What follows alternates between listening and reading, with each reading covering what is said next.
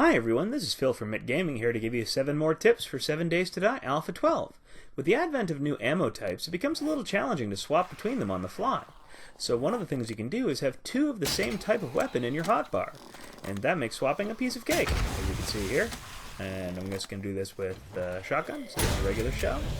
And here's a slug. Now back to shells. And slugs. And shells. And Mr. Deer, you get a slug. Tip number 3 is spiderproofing.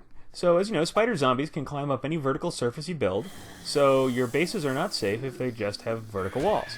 So one way you can solve this is by putting iron bars on your walls. So if we go into this base and we take a look now, climb up here, the spider zombies will not be able to climb up this. They'll hit the iron bars, and one little bonus the 12.4 provided for us is our crossbow bolts and arrows now go right through. So you can shoot at them with anything you got, and they can't do a thing to you. Iron bars are also very durable, so repairing them isn't that big of a deal.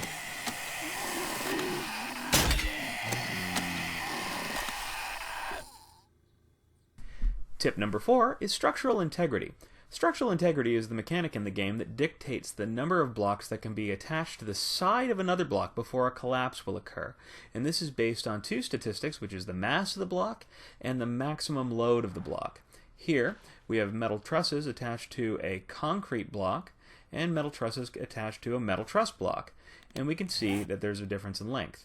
The concrete block has a maximum load of 110, where the metal trussing block has a maximum load of 320.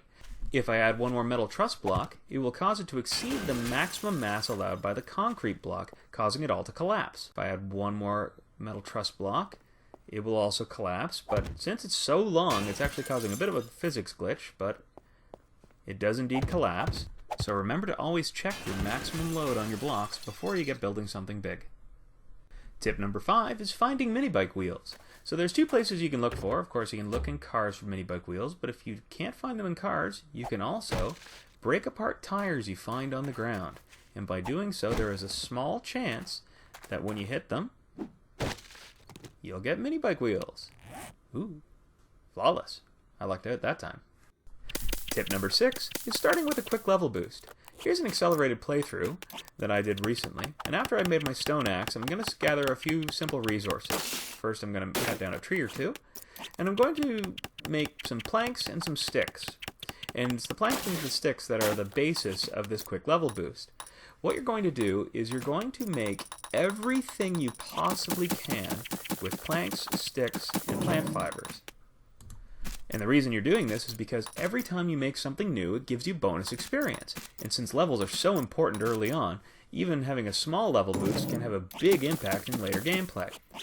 Once you've finished making all of the stick-based recipes, just type in plank and start doing all of the plank-based recipes. Now, some of these items are useful and you'll be able to hold on to them, but some of them you'll probably just want to burn. I don't think the nightstand has a whole lot of survival value early on. But the whole point of this is that every one of these is giving you a little bit more experience. And the result is I got to level 4 without moving more than 10 feet. Tip number 7 is hunting with minibikes. So once you have a minibike, you're feeling pretty boss, so why don't you actually prove how boss you are by hunting with it? So all you have to do is you have to find yourself an animal. There's a nice bear there. And nothing much to it. Just run it over. Yeah, not top of the food chain anymore, are ya? And let's just go ahead and loot him. And I'm going to speed up the process here so you can see how easy it is to to hunt for wildlife. Ooh, there's another one. Then that's pretty much it. You just make sure that when you're hunting for wildlife that you bring along a whole lot of repair kits, because this is a little hard on the bike, but it is so much fun. I hope these tips have been useful. If you did like them, please feel free to comment and subscribe. If you want to see more tips, click on the link below here. And as always, have fun out there.